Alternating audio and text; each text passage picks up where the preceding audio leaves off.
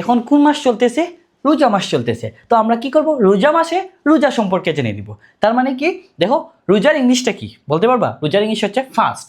তো এই যে ফাস্ট, এই ফাস্ট সম্পর্কে খুবই ফাস্ট আমরা কি করব?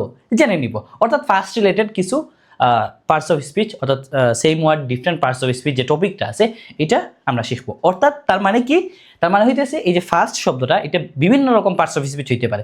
একটা শব্দ অনেকগুলো পার্টস অফ স্পিচ হইতে পারে পজিশন ভেদে, সেটাই আমরা জানবো। অর্থাৎ ফার্স্ট এই যে শব্দটা আছে এই শব্দটা কয়টা পার্টস অফ স্পিচ হতে পারে এটাই আমরা এখন দেখব।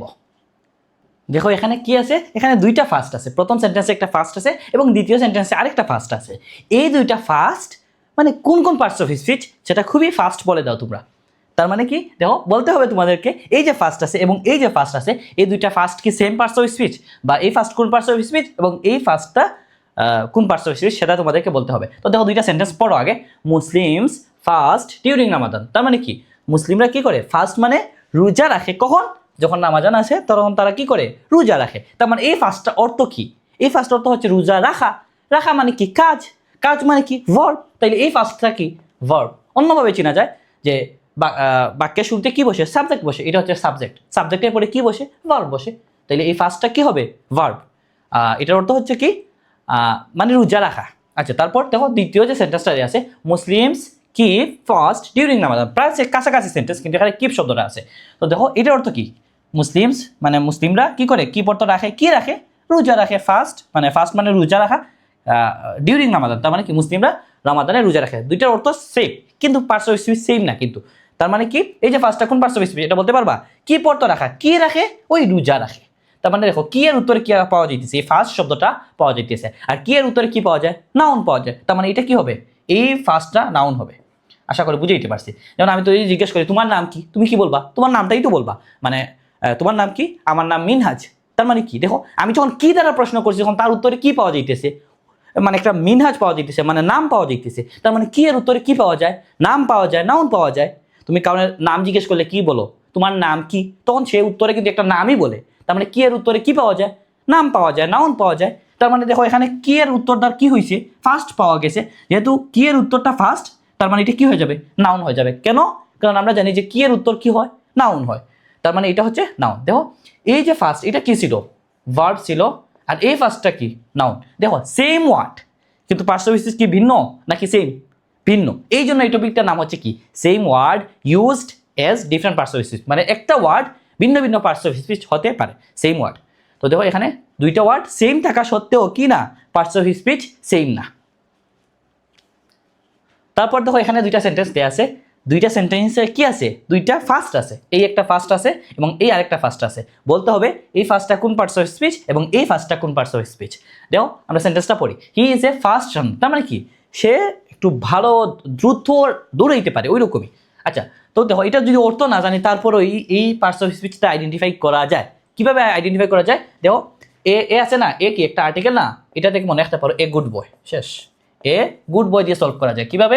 দেখো এ গুড বয় বললে কি হয়? এ একটা আর্টিকেল, আর্টিকেলের পরে কি বসছে? গুড বসছে। গুড একটা অ্যাডজেক্টিভ এবং বয় হচ্ছে একটা নাউন। তার মানে আর্টিকেলের পরে যখন দুইটা শব্দ থাকবে তখন প্রথমটা কি হবে? অ্যাডজেক্টিভ হবে এবং পরেরটা কি হবে? নাউন হবে। এভাবে বলা যায়। তার মানে কি হবে বলো তো? আর্টিকেলের পর কয়টা শব্দ আছে? দুইটা শব্দ। তাহলে এটা কি? এটা অ্যাডজেক্টিভ। এটা কি? এটা নাউন। শেষ। তার মানে এই ফার্স্টটা কি? অ্যাডজেক্টিভ। এখন এটা যে অ্যাডজেক্টিভ এটা আরো বোঝা যায়। কিভাবে বোঝা যায়? দেখো এই ফার্স্ট মানে কি? কি ফার্স্ট? ওই যে রানার যেটা ওইটা ফার্স্ট। তার মানে কি, এই যে শব্দটা আছে এটা কি করতেছে? এই রানার সম্পর্কে তথ্য দিতেছে, মানে নাউন সম্পর্কে। রানার কিন্তু যে রান করে দৌড়াইতেছে ওই রকম বোঝায়। তার মানে এখানে একটা নাউন, এটা হচ্ছে নাউন। আর থাকলে সাধারণত কোনো শব্দ এসে সেটা নাউন হয়। তার মানে এটা হচ্ছে নাউন। এই যে ফার্স্ট দ্বারা এই কাজ সম্পর্কে তথ্য দিতেছে, এই নাউন সম্পর্কে তথ্য দিতেছে। আর নাউন সম্পর্কে কে তথ্য দেয়? অ্যাডজেক্টিভ। তার মানে এই ফার্স্টটা কি হয়ে যাবে? অ্যাডজেক্টিভ হয়ে যাবে। আশা করি বুঝাইতে পারছি। এই ফার্স্ট মানে কে ফার্স্ট? ওই রানারটা ফার্স্ট। তার মানে নাউন সম্পর্কে তথ্য দেখে অ্যাডজেক্টিভ। তার মানে এই ফার্স্টটা কি হয়ে যাবে? অ্যাডজেক্টিভ হয়ে যায়। আরও একভাবে বোঝা যায়। কিভাবে? দেখো এটা নাউন না, আর নাউনের পূর্বে কে বসে? নর্মালি অ্যাডজেক্টিভ বসে। ওই হিসাবে কি হবে? এই ফার্স্ট শব্দটা অ্যাডজেক্টিভ হবে। তাই অনেকভাবে বললাম যে এটা অ্যাডজেক্টিভ। এটা নিয়ে কোনো সন্দেহ নাই যে এটা অ্যাডজেক্টিভ। যে তো তার মানে কি, আমরা আগে যে দুইটা সেন্টেন্স বললাম এখানে কিন্তু দেখলাম যে ফার্স্ট কি হইতে পারে? নাউন হইতে পারে। তারপর আরও কি হইতে পারে? আগের সেন্টেন্সে দেখলাম ভার্ব হইতে পারে। এখন দেখলাম যে না, ফার্স্ট শব্দটা কি হইতে পারে? অ্যাডজেক্টিভও হইতে পারে। তার মানে একটা শব্দ কিন্তু ভিন্ন ভিন্ন পার্টস হইতেছে। তারপর দেখো এখানে কি আছে? He runs fast. তার মানে কি সে দ্রুত দৌড়ায়। এই ফার্স্টটা কোন পার্টস অফ স্পিচ বলতে পারবা? এটা খুবই ইজি, তোমরা পারবা। এই ফার্স্ট মানে কি ফার্স্ট? সে ফার্স্ট না, সে ফার্স্ট না, কিন্তু তার দৌড়ানোটা ফার্স্ট, মানে সে দ্রুত দৌড়ায় ওরকম। তার মানে এই ফার্স্টটা কার সম্পর্কে তথ্য দিতেছে? ওই রান সম্পর্কে, তার যে দৌড়ানোটা, ওই দৌড়ানোটা দ্রুত, এটা বলার চেষ্টা করতেছে। তার মানে দেখো এই ফার্স্ট শব্দটা কার সম্পর্কে তথ্য দিতেছে? এই যে রানস যে ভার্বটা আছে, এই ভার্ব সম্পর্কে তথ্য দিতেছে, মানে ভার্বকে মডিফাই করতেছে। তার মানে কে ভার্ব সম্পর্কে তথ্য দেয় বা মডিফাই করে? অ্যাডভার্ব। তার মানে এই ফার্স্ট শব্দটা কি হয়ে যাবে? অ্যাডভার্ব হয়ে যাবে। আশা করি বুঝতে অসুবিধা নাই। মনে হয় এই ফার্স্ট দ্বারা কি ফার্স্ট বুঝাইতেছে? ওই দৌড়ানোটা ফার্স্ট, তার মানে ভার্ব সম্পর্কে তথ্য দিতেছে। আর ভার্ব সম্পর্কে কে তথ্য দেয়? শুধুমাত্র অ্যাডভার্ব। তার মানে এটা অ্যাডভার্ব না হওয়ার মানে সম্ভাবনা নাই, অ্যাডভার্ব ছাড়া আর কিছু হতে পারবে না। তাই এটা কি হবে? এই ফার্স্ট শব্দটা অ্যাডভার্ব হবে। তার মানে দেখো এখানে ফার্স্ট শব্দটা কি? অ্যাডজেক্টিভ। আর এখানে ফার্স্ট শব্দটা কি? অ্যাডভার্ব। এর আগের সেন্টেন্স যে দুইটা দেখে আসলাম ওইটাতে নাউন ছিল আর মেবি ভার্ব ছিল। তাইলে দেখো একটা শব্দ নাউন হইতে পারে, ভার্ব হইতে পারে, অ্যাডজেক্টিভ হইতে পারে, অ্যাডভার্ব হইতে পারে। সেম শব্দ ফার্স্ট শব্দটা এটা কি করতে হইতেছে? মানে একটা সেন্টেন্সে অবস্থান ভেদে কি হইতে পারে? ভিন্ন ভিন্ন পার্টস অফ স্পিচ হইতে পারে। এই টপিকটারে কি বলা হয়?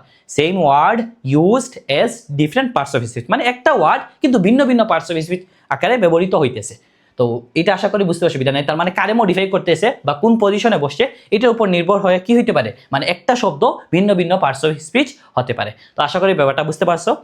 তো ইনশাল্লাহ সামনে আরেকটা ভিডিওতে দেখা হবে। ভালো থেকো, আল্লাহ ভালো রাখুক তোমাদের। আসসালামু আলাইকুম।